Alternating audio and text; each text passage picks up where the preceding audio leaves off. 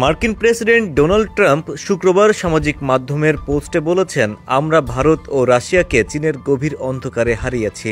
এরপর তিনি ব্যঙ্গ করে তিনটি দেশের সমৃদ্ধ ভবিষ্যৎ কামনা করেন। সঙ্গে জুড়ে দিয়েছেন তিন নেতার ছবিও।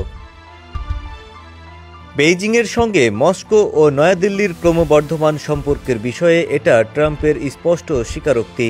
এই সপ্তাহের শুরুর দিকে তিয়ানজিনে অনুষ্ঠিত সাংহাই কোঅপারেশন অর্গানাইজেশন সম্মেলনে চীনা প্রেসিডেন্ট শি জিনপিং, ভারতের প্রধানমন্ত্রী নরেন্দ্র মোদি এবং রাশিয়ার প্রেসিডেন্ট ভ্লাদিমির পুতিন বৈঠক করেন।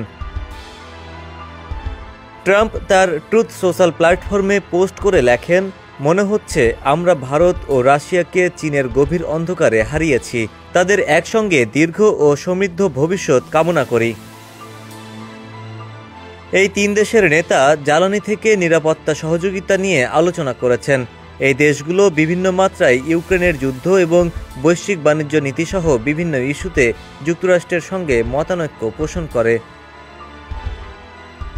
ওয়াশিংটন কয়েক দশক ধরে ভারতকে চীনের ক্রমবর্ধমান প্রভাবের বিরুদ্ধে সম্ভাব্য প্রতিপক্ষ হিসেবে দেখে আসছে। ট্রাম্প তার প্রথম মেয়াদে ভারতের সঙ্গে সম্পর্ক ভালো করতে চেয়েছিলেন। তিনি 2019 সালের হাউডি মোদি সমাবেশে প্রধানমন্ত্রী মোদির সঙ্গে অংশ নেন। জাপান ও অস্ট্রেলিয়ার সঙ্গে কোয়াড পুনরুজ্জীবিত করেন। সাম্প্রতিক ঘটনা প্রবাহে দুই দেশের সম্পর্কের মধ্যে শীতলতা দেখা যাচ্ছে। ট্রাম্প বারবার অভিযোগ করেছেন, ভারত যুক্তরাষ্ট্রের সঙ্গে বাণিজ্য থেকে অসমভাবে লাভবান হচ্ছে।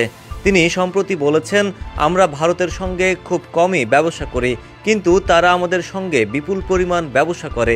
এটি একতরফা। এছাড়া ভারত তার বেশিরভাগ তেল ও সামরিক পণ্য রাশিয়া থেকে কেনে, তবে যুক্তরাষ্ট্র থেকে খুব কম। জ্বালানি বাণিজ্য বর্তমানে সংঘাতের বিষয় হয়ে দাঁড়িয়েছে।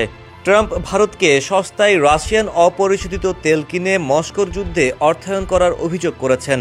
তবে ভারতের পররাষ্ট্রমন্ত্রী এস জয়শঙ্কর এর প্রতিবাদ করে বলেন, যুক্তরাষ্ট্র, চীন বা ইউরোপীয় ইউনিয়নের ক্ষেত্রে একই মানদণ্ড প্রয়োগ করেনি, কারণ উভয়ই রাশিয়ার জ্বালানির বড় আমদানিকারক।